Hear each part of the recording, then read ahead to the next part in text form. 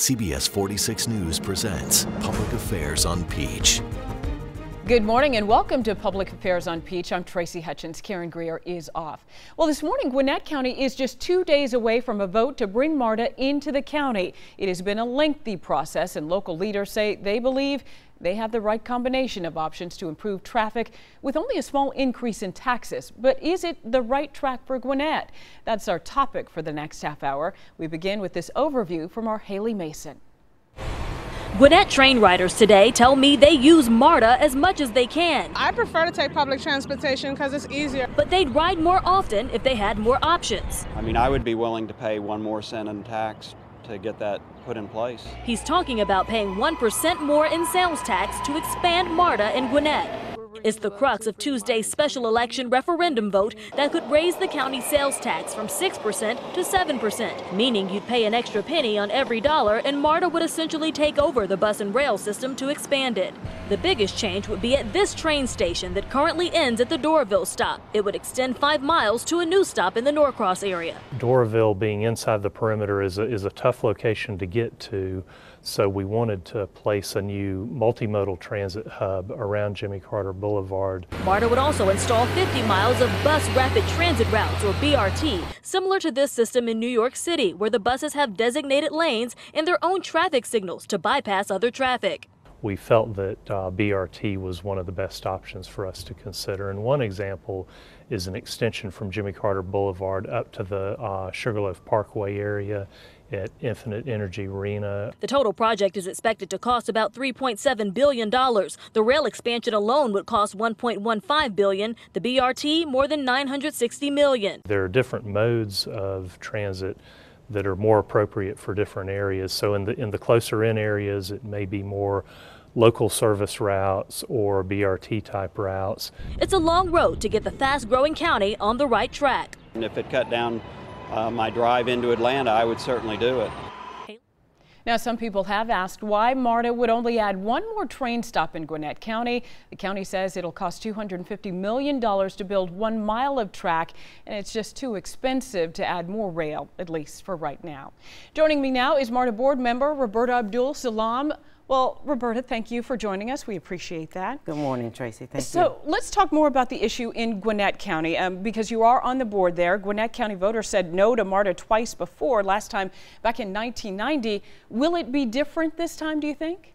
I believe it will be different this time because the transportation conversation is very different. When we were in negotiations and trying to bring transit for Clayton County, it was the first time that they'd expanded in over 40 years. I think that with the success that we had with doing so, it kind of gave other jurisdictions an opportunity to say, maybe we should look at this too. Yeah, so this was something that you told me during the break was actually passed twice, yes. And you've lived in Clayton County for some 30 years, yes. 3 decades. How has Marta made a difference in your county? Oh my goodness. Specifically, it has made a difference in the personal lives of thousands of people. Our 196 bus route and 191 are have two of the heaviest riderships in all of Marta in just 4 years.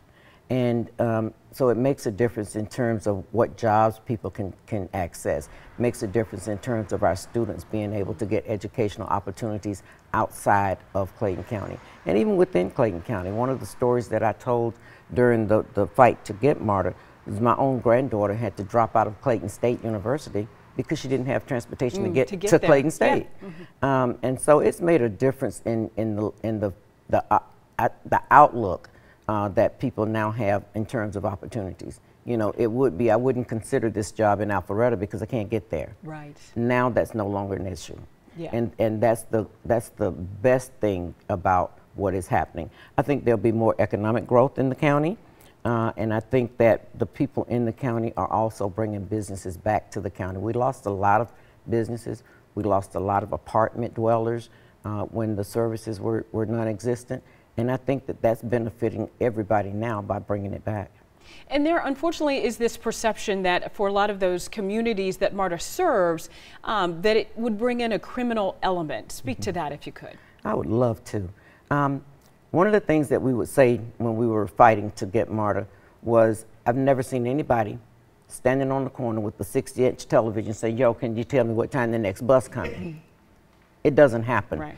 But I'm proud to say that in the 4 years, Marta started running in Clayton County on March 21st, 2015. In those 4 years, we have exactly two police incidents, and one was domestic.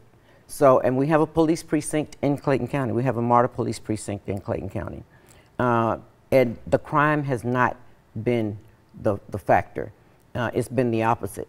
Right. You say, look at the numbers, right? Look at the numbers. Roberta, thank you so much. We appreciate your time. Again, Marta board member Roberta Abdul Salam. Thank you so much. Well, the 1% sales tax increase would actually pay for Marta expansion. It would run through 2057. When we come back, what projects that expansion would bring to Gwinnett County.